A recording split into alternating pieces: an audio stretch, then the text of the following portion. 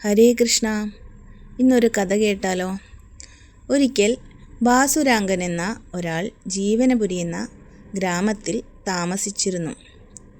അദ്ദേഹത്തിൻ്റെ പേരിൻ്റെ അർത്ഥം എന്തെന്നാൽ സുന്ദരമായ ശരീരമുള്ളവൻ എന്നാണ്. ഈ ബാസുരാങ്കൻ ആളൊരു കള്ളനായിരുന്നു. ഒരു ദിവസം അയാൾ ഒരമ്പലത്തിൽ ചെന്നു. കക്കാനുള്ള ലാക്ക് നോക്കി നടക്കുമ്പോൾ അവിടെ കുറേ പേരിരിക്കുന്നത് അയാൾ കണ്ടു. അതെന്താണെന്നറിയാൻ അയാൾ അവരുടെ ഇടയിലേക്ക് കയറിച്ചെന്നു. അവിടെ ഒരു മഹാത്മാവ് ശ്രീകൃഷ്ണ കഥ പറഞ്ഞുകൊണ്ടിരിക്കുന്നു.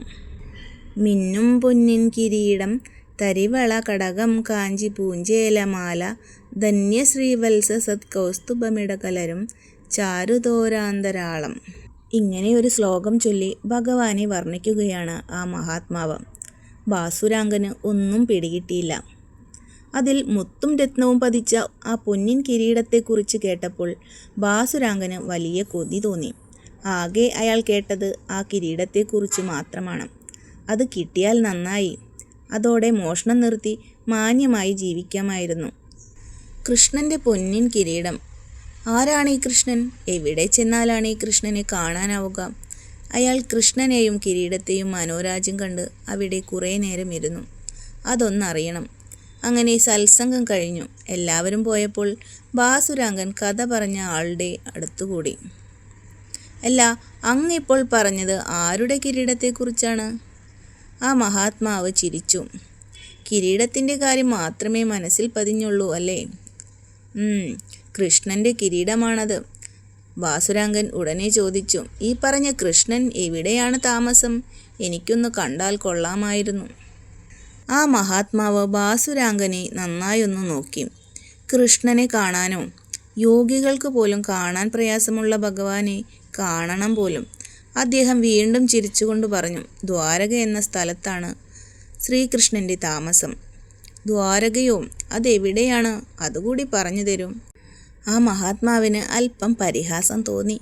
എന്നാലും പറഞ്ഞു, ഇവിടെ നിന്ന് കുറേ വടക്കോട്ട് സഞ്ചരിച്ചാൽ ദ്വാരകയിലെത്തും. 1 മാസം നടന്നാലേ അവിടെ എത്താനാകൂ. ഇത് പറഞ്ഞ് അദ്ദേഹം പോയി. ബാസുരാങ്കൻ ചിന്തിച്ചു, 1 മാസത്തെ കഷ്ടപ്പാടല്ലേ ഉള്ളൂ. ദ്വാരകയിൽ എങ്ങനെയെങ്കിലും ചെന്നെത്തി കിരീടം മോഷ്ടിക്കണം.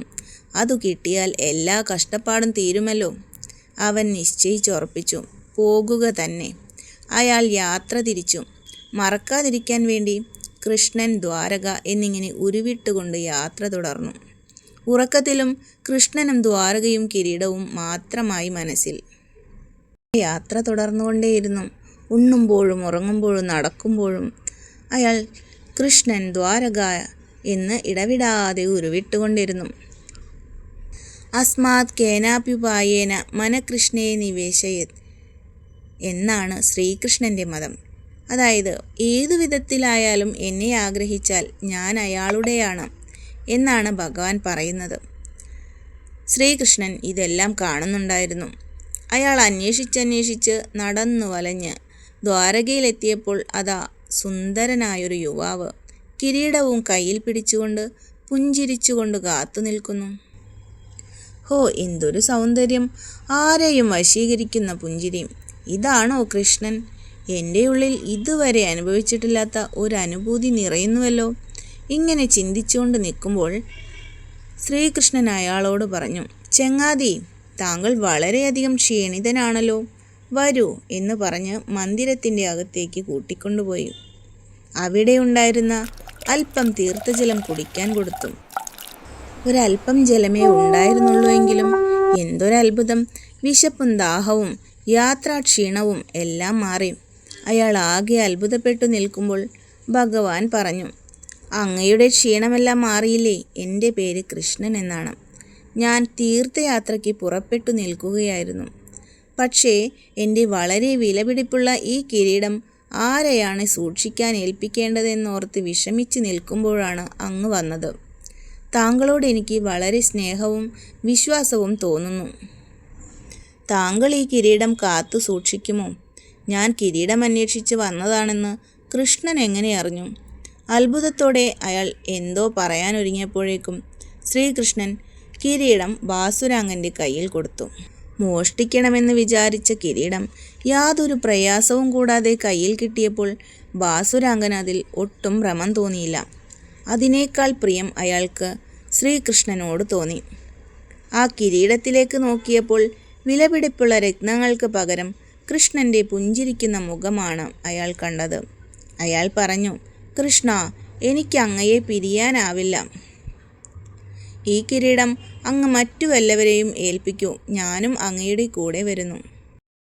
കൃഷ്ണനാമം ഇടവിടാതെ ജപിച്ചുകൊണ്ടിരുന്നതിനാൽ അയാളുടെ മനസ്സ് എല്ലാം ഉപേക്ഷിച്ചു കൃഷ്ണനോടടുത്തു. എന്നാൽ ശ്രീകൃഷ്ണൻ പറഞ്ഞു, ചെങ്ങാതി, നീ എൻ്റെ കൂടെ വരണ്ട. ഞാൻ സദാ നിന്നോടൊപ്പം തന്നെ ഉണ്ടാകും. നിന്നെ പിരിയുവാൻ എനിക്കും കഴിയില്ല. ഇതാണ് നാമത്തിൻ്റെ മഹിമ. യാതൊന്നും ആഗ്രഹിക്കാതെ തന്നെ സദാ ഭഗവാന്റെ നാമം ജപിച്ചുകൊണ്ടിരുന്നാൽ ഭഗവാൻ നമ്മുടെ അടുത്ത് തന്നെ ഉണ്ടാകുമെന്നാണ് ഇതിൽ നിന്നും മനസ്സിലാക്കാവുന്നത്. ഹരേ കൃഷ്ണ. സർവം കൃഷ്ണാർപ്പണമസ്തു.